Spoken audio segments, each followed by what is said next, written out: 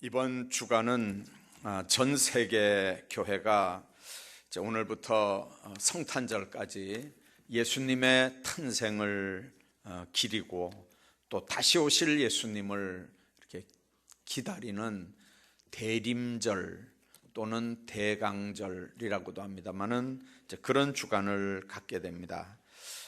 교회는 보라색 천으로 강단을 장식을 하고 땅 위에 만왕의 왕으로 오시는 예수님을 엄숙한 마음으로 기다리는 그런 주간들을 갖습니다. 이 대림절은 이제 크게 두 가지 의미로 측면에서 이렇게 생각을 해야 합니다. 이제 기다리는 우리 성도들 입장입니다. 여러분들, 메시아를 기다리는 대망의 기간, 예수님이 오시기를, 다시 오시기를 기다리는 이 대망의 기간입니다. 그래서 대림절에는 마치 결혼식 날짜 받아놓은 신부가 정성을 다해서 몸을 잘 관리를 하고 마음을 잘 관리를 하고 이렇게 결혼식을 잘 준비하는 것처럼 그런 자세로 주님의 오심을 기다리는 그런 절기입니다. 그러나 우리 입장에선 그렇습니다. 신부처럼. 그러나 오시는 그분 입장에서는 예측할 수 없는 시간에 불현듯 찾아오신다는 겁니다. 43절에 그걸 뭐라고 표현하냐면 마치 도둑이 언제 올지를 예측할 수 없는 것처럼 주님이 오시는 것도 그렇게 불쑥 예측할 수 없는 시간과 상황에 오신다는 거죠. 44절에도 그랬습니다. 너희가 생각하지 않은 때에 인자가 온다. 여러분들, 이 말씀들을 다 종합을 해보면 핵심은 그겁니다. 예수님이 반드시 옵니다. 그러나 몇 월 며칠 날 몇 시에 어디로 온다가 아니고 오시긴 오시는데, 꼭 오시는데 불현듯 오십니다. 도적같이 오십니다. 그래서 주님이 오시는 걸 우리는 전혀 예측하지 못한다는 얘기입니다. 여러분들, 우리는 지금 뭐도 어떤 부분도 예측이 불가능한 상황, 그런 시대를 삽니다. 참으로 불안한 시대를 삽니다. 여러분들도 느낍니다. 여러분들, 북한 핵 문제만 해도 그렇습니다. KBS나 요즘에 어느 방송도 다 똑같습니다만은 그 방송을 틀어놓고 뉴스를 들어보는 본대로라면 금방 DMZ 철조망이 다 거치고 38선은 다 의미도 없이 무너지는 거고, 이제 남북이 금방 서로 왔다 갔다 할 것 같이 화해 분위기로 갈 것 같은데, 그래서 실제로 DMZ 쪽 상당 부분 무장 해제가 됐지 않습니까? 전방에는 상당 부분 실제로 무장이 해제됐습니다. 자, 그런데도 어제 아래 보면 방사포인지 미사일인지 계속해서 며칠이 멀다하게 발사하고 있고요. 또 북한 김 위원장이 현장에서 진두지휘하는 그런 모습이 계속 이 방송이 됩니다. 왜 그런 방송을 보내는지 모르겠는데, 아무튼 우리가 객관적으로 보면 금방 뭐가 될 것 같은데, 근데 뉴스를 이렇게 보면 근본적인 접근은 어렵겠구나 하는 생각을 우리가 하게 됩니다. 북한과 문제만이 아닙니다. 일본하고 문제도 마찬가지고 미국하고 문제도 마찬가지입니다. 정치적인 문제는 그렇습니다. 여러분들, 똑같은 야당이라고 다 야당 아니잖아요. 목소리가 야당도 제각각입니다. 한 당 안에서도 몇 가지 소리가 나오니까 참 어렵겠다. 참 예상이 도대체 불확실한, 예측이 불확실한 상황을 사는구나, 그런 생각을 합니다. 요즘에 이제 수능 끝나고 대학 진학하는 아이들, 이 계속해서 바뀌는 입시 정책 때문에 학생들도 힘들어하고 학교도 힘들어합니다. 교육 정책이 금방 이랬다 하니까 여러분들 답이 없습니다. 정답이 없는 공부를 합니다. 경제 문제, 김천 국회의원이 어제 대정부 질문하는 내용이 이렇게 카톡에 왔는데 보니까요, 여러분들 송곳 질문을 해야 돼요. 왜 그러냐면 그분은, 그 국회의원은 국회의원 하기 전에 그 분야에서 정말 잔뼈가 굵은 분이잖아요. 얼마나 송곳 질문을 하는데 세상에 담당자들이 입이 10개가 있어도 대답을 못해요. 너무 답답하니까 알면서도 대답을 안 하느냐, 몰라서 못하는 거냐, 막 그러면서 아유, 저런 것들을 그 자리에 앉혀놓고 경제 문제 책임지라고 하니까 막 하면서 말을 못하는 그런 카톡이 온 걸 봤어요. 여러분들, 예측불허 시대입니다. 국방 문제도 아까 얘기한 것처럼 마찬가지잖아요. 답변은 고사하고 도발을 도발이 아니라고 대답하는 사람들, 여러분들, 추적이 없는 국방백서를 들고 국방 실무를 맡은 사람들, 정치하는 사람들은 뭐 그렇다고 놔둡시다. 신앙적인 문제들도 똑같습니다. 예측 불허하기는 똑같아요. 여러분들, 광화문에서는 문정권 타도를 외칩니다. 하는 게 사회주의로 가잖아요. 여러분들, 매스컴 다 장악했죠. 사법부 다 장악했죠. 이제 입법부까지 들어먹으려고 하니까 여러분들 들고 일어나는 거잖아요. 그러면 여러분들, 행정부하고 그거 반대하는 이 광화문 집회만 있으면 되는데, 한쪽에는 그거 잘한다고 빨리 국회에서 그 법 통과시키라고 또 난리거든요. 여러분들, 이쪽에도 목사들, 장로들이 앞장서 있고 이쪽에도 목사, 장로들이 앞장서 있어요. 똑같은 성경 보면서 한 교회에서 두 쪽으로 나누어지고 한 집안에서 부모는 광화문 가고 자녀들은 저쪽 가는 이 웃지 못할 일들이 지금 우리가 당하고 있는 지금 현실입니다. 앞으로 어떻게 될지 아무도 모릅니다. 어느 거 하나도 예측이 가능한, 예측할 수 있는 건 아무것도 없습니다.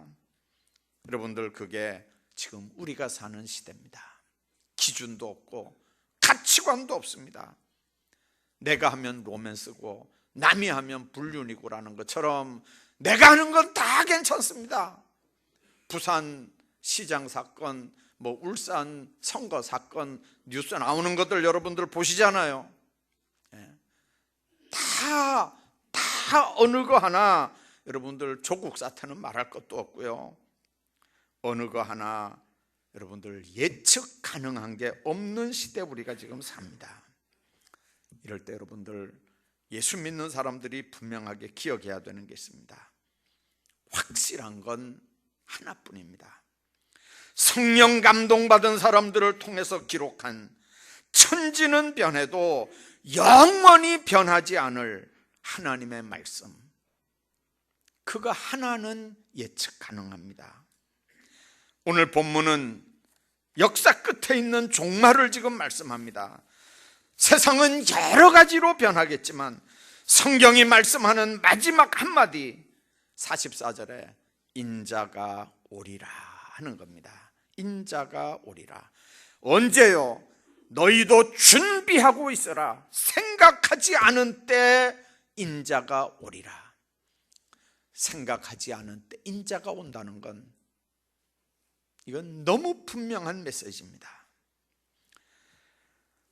요즘에 전쟁 소문 말고도 과학자들은 생태계를 생각해서 대기 오염이 오존층을 파괴하고 오존층이 뚫히니까 이상 기후가 나타나고, 그래서 지진, 홍수가 오고, 그것 때문에 뭐 여러 가지 이 어려운 일들이 이 지구상에 와서 아마 틀림없이 때가 되면 이 지구는 종말을 고하게 된다는 게 이제 과학자들의 입을 통해서 아주 조목조목 이렇게 지적을 하면서 발표되는 모습들을 우리가 봅니다. 심지어는 윤리학적으로도 이렇게 하면 안 된다는 거죠. 아기는 자꾸 안 낳으려고 하고 여자는 여자끼리 남자는 남자끼리 결혼을 합니다. 스와핑이라고 하는 얘기 들어보셨나요? 여러 남녀가 섞여서 혼숙을 합니다. 여러분들 복잡합니다. 한 남자가 여러 여자를, 한 여자가 여러 남자를 거느리고 심지어는 짐승들하고도 여러분들 교접을 하면서 사는 더러운 세상이 됐습니다. 어느 거 하나 봐도 여러분들 인간의 종말이 아닌 게 없습니다. 그런데 마태복음 24장 8절 앞부분에 보십시오. 세상에 난리가 있고 지진이 있고 전쟁이 있고 배신이 있고 배교가 있고 타락이 있겠다고 얘기합니다. 그래서 그런 것들 때문에 많은 어려움이 세상에 있을 거라고 얘기합니다. 그러나 이 모든 것이 다 재난의 시작이다, 그렇게 말씀합니다. 이 모든 사건을 통해서 복음이 땅끝까지 전해질 거고 그때야 인자가 오겠다, 그렇게 말씀합니다. 결론은 하나입니다. 인자가 오겠다는 겁니다. 눈으로 되어지는 모든 일들은 예수님 오시기 전에 징조일 뿐이라는 얘기입니다. 역사를 공부하는 사람들은 지나간 모든 날들을 거울로 삼아서 현재와 미래를 예측을 합니다. 그러나 기독교인들은 과거와 현재를 통해서 미래를 예측하는 사람들이 아닙니다. 예수 믿는 사람들이 미래를 예측하는 눈은 하나님의 말씀, 하나님의 약속에 의해서만 미래를 예측합니다. 예수 그리스도의 종말에 대한 이해는 아주 단순합니다. 간단합니다. 그리고 깨끗합니다. 내가 다시 오리라. 군더더기 말씀이 없습니다. 내가 다시 온다는 겁니다. 요한복음 14장에도 너희는 마음에 근심하지 말라. 하나님을 믿으니 또 나를 믿으라. 내가 예비하고 다시 와서 너희를 나 있는 곳에 영접하리라. 다시 와서 너희를 나 있는 곳에 영접하겠다는 겁니다. 다시 온다는 겁니다. 얼마나 단순하고 선명합니까? 인자가 오리라고 하신 말씀은 이건 확실한 약속입니다. 아무리 심지가 곱고 의지가 굳은 인간이라도 인간은 어떤 상황이 되면 약속 못 지킬 수 있습니다. 그러나 주님이 하신 말씀은 못 지키는 약속이 없습니다. 이단들 때문에 많은 혼선도 있고 시험도 있었습니다만, 그러나 그리스도인들은 생각합니다. 다시 오신다고 하는 하나님의 약속, 이 마라나타의 신앙은 우리 기독교의 핵심 사상입니다. 36절에 그날과 그때는 아무도 모른다. 하늘의 천사들도 모르고 아들도 모른다. 오직 아버지만 아신다. 36절에 그렇게 말씀합니다. 그런데 인자가 올 때 사람들은 노아의 때와 같을 거라고 37절이 말씀합니다. 노아의 때가 언제입니까? 홍수 때입니다. 죄 때문이요, 타락 때문이요, 하나님의 진노가 쏟아지는 때입니다. 그러나 하나님은 분명히 말씀합니다. 방주를 만들어라. 방주를 만들라는 그 말 자체가 곧 하나님은 노아를 통해서 선포하시는 선포 설교입니다. 여러분들 햇빛이 쨍쨍 납니다. 방주 나무 산에서 코페르나무를 찍어서 그래서 방주를 만듭니다. 성경 보면 그 방주 만드는 시간이 120년이 걸렸다고 그랬습니다. 여러분들 120년 동안의 비가 얼마나 왔을까요? 1년에 비가 몇 번 올까요? 비가 올 때마다 하늘이 깜깜해지고 비가 쏟아질 때마다 사람들은 그랬을 거예요. 저 노아가 한 말이 저게 맞나? 아마 속이 좀 뜨끔할 수도 있겠죠. 비가 막 장대처럼 쏟아질 때 와, 노아가 한 말이 맞는 모양이네. 근데 금방 비가 그치고 햇빛이 쨍쨍 내리쬐입니다. 그러면 그렇지 무슨 홍수. 그렇게 하고 120년을 반복했습니다. 여러분들 120년 동안 비가 한 번도 안 왔다는 게 말이 됩니까? 여러분들 몇 번이나 왔겠어요? 한번 생각 한번 해보세요. 그럴 때마다 노아의 말을 들었던 사람들은 콧방귀를 낍니다. 쓸데없는 소리 하지 말라고요. 근데 그때마다 노아는 얘기합니다. 하나님께서 홍수 심판을 할 거고 그리고 나에게 방주 만들라고 했다. 여러분들 120년 동안 그는 조롱 속에서 그 얘기를 했습니다. 아무도 듣지 않았습니다. 38절에 그랬습니다. 방주에 들어가던 날까지 사람들이 먹고 마시고 장가들고 시집가면서 홍수가 나서 그들을 다 멸하기까지 깨닫지 못하였던 것 같이 인자의 임함도 그러하리라. 홍수가 나서 그들을 다 멸하기까지 모든 죄를 계속해서 범하고 있었습니다. 그들은 과거에 매여 있었습니다. 현재에 매여 있었습니다. 깨닫지도 못합니다. 미래의 일을 의식하지도 못합니다. 다가오는 홍수에 대해서 아무런 대비도 없습니다. 오직 방주를 만드는 노아만 방주를 지으면서 홍수를 준비했습니다. 오늘 여러분들 40절 말씀을 한번 보십시오. 두 사람이 밭에서 함께 일하고 있습니다. 그런데 한 사람은 데려감을 당하고 한 사람은 버려둠을 당한다 그랬습니다. 41절 보십시오. 두 여인이 맷돌질을 하고 있습니다. 한 사람은 데려감을 당하고 한 사람은 버려둠을 당한다고 그랬습니다. 여러분들 실제적인 얘기입니다. 우리가 다 같은 시대를 삽니다. 같은 동네에서 삽니다. 심지어는 한 가정 안에서 삽니다.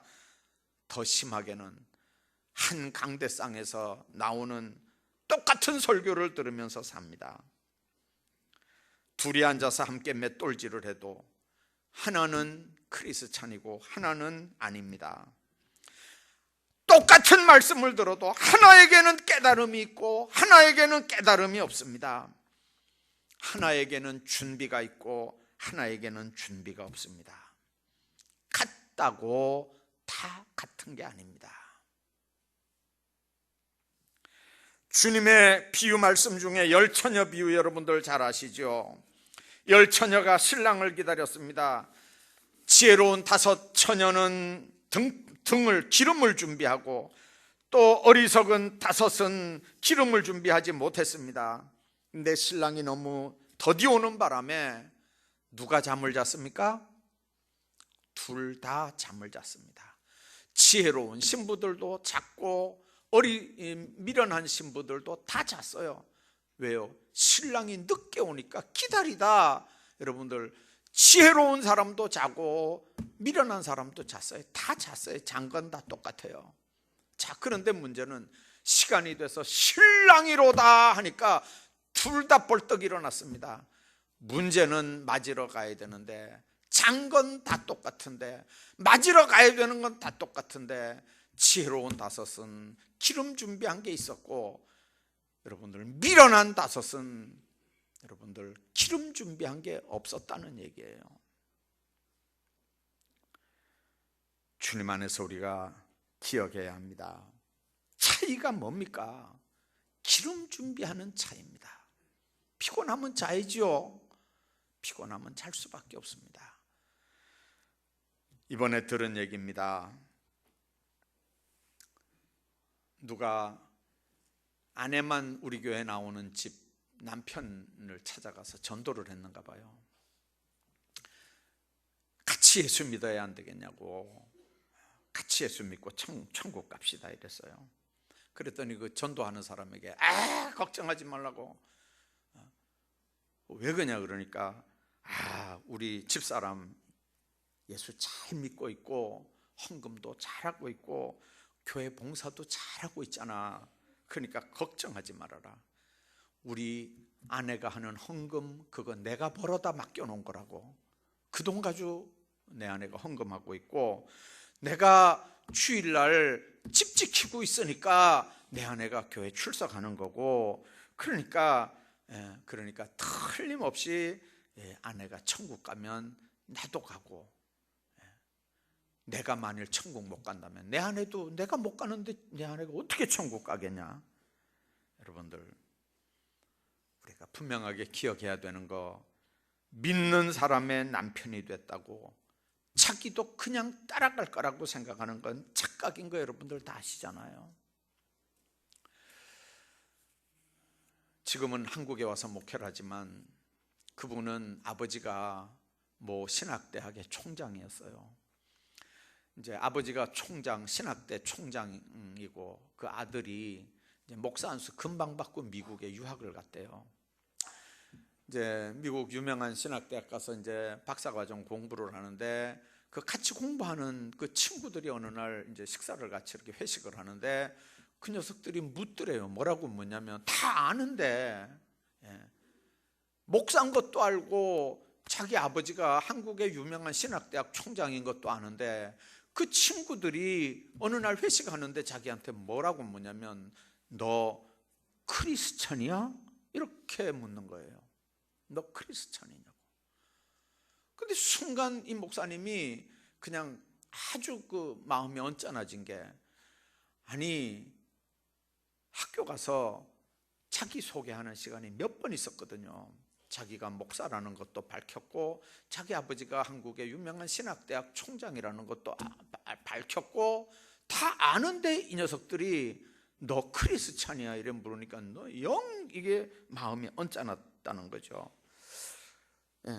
그래서 들어보라는 것처럼 그렇게 그 자리에서 얘기했대요. 우리 아버지 한국에 있는 어느 대학교 신학대학교 총장이야. 나도 거기서 목사 안수 받고 왔어. 그랬더니 그 친구들이 눈이 동그랗게 뜨더니 그 목사한테 하는 말이 뭐냐면, 그게 어쩌란 말이야. 그게 네 아버지가 신학대학 총장이고 네가 목사인데 그게 어떻게 됐단 말이야. 그게 네가 크리스찬이냐고 우리가 지금 묻는 거다. 여러분들, 어떤 타이틀을 가졌든지 어떤 직분을 가졌든지 그게 문제가 되는 게 아닙니다. 저도 여러분들에게 지금 묻습니다. 여러분 예수 믿습니까? 여러분이 그리스도 안에서 거듭난 사람이냐고 묻는 겁니다. 지금 이건 지극히 개인적인 얘기입니다. 맷돌을 둘이 같이 갈고 있는데 하나는 구원받고 하나는 버림받습니다. 밭에서 같이 일을 해도 하나는 구원받고 하나는 버림받습니다. 이건 심각한 얘기입니다. 부모 자식 관계, 부부 관계가 여기는 없습니다. 지극히 개인적이고 종말론적인 문제입니다. 나와 주님과만의 문제입니다. 생각과 의식, 목적과 믿음이 정말 그리스도에게로 온전하게 향하고 있느냐, 그분과 십자가를 통해서 연결고리가 돼 있느냐, 그분께로부터 오는 새로운 은혜들이 계속해서 공급이 되고 있고, 내 더러운 죄악들이 공급되는 은혜로 말미암아 계속해서 소멸돼 가고 있느냐라고 묻는 겁니다.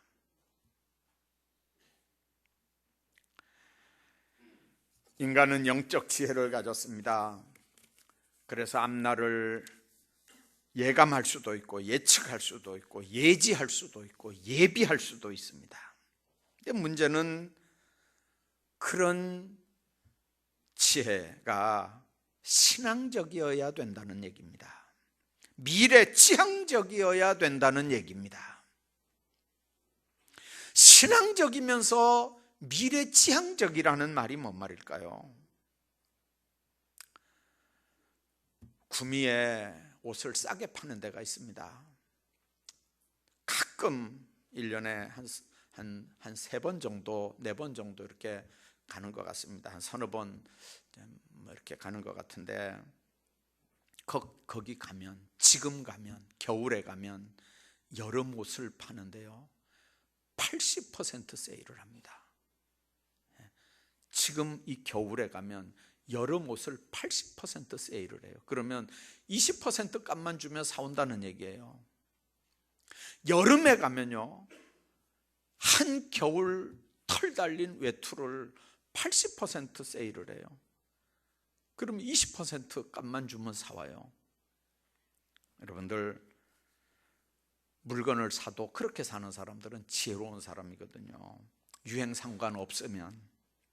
여러분들, 이런 사람들은 6개월 앞을 내다보는 지혜로운 삶을 사는 사람들이에요. 그런데 정말 지혜롭게 사는 사람들은 누구냐? 끝을 생각하고 사는 사람들입니다. 젊었을 때 늙을 걸 생각하고 사는 겁니다.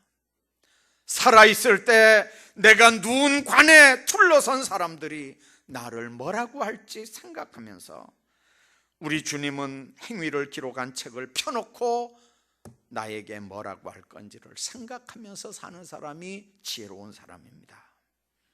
그래서 우리는 영원을 생각하고 오늘을 살아야 됩니다. 언제든지 내일 아침을 생각하고 오늘 밤 잠자리에 들어야 합니다. 인자가 오리라, 주님께서 오시면서 문을 두드리는 거예요.